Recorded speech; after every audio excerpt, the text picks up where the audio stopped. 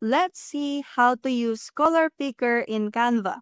And for your information, why people use color picker on Canva, it's because on the precise color matching that ensures that design elements perfectly match colors like from logos, images, or other visual assets. So, for you to do it, simply navigate to the project section and choose one of your designs.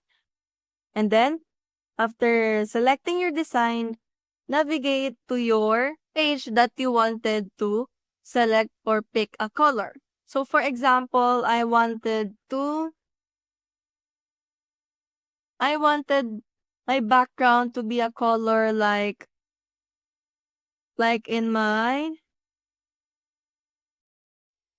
like in my messenger logo, which is this one, this part, which is the blue one. I just have to click on my background page and then simply click this circle logo with the pink color. And then after that, you just have to click this plus icon and then click this dropper logo or the icon of it.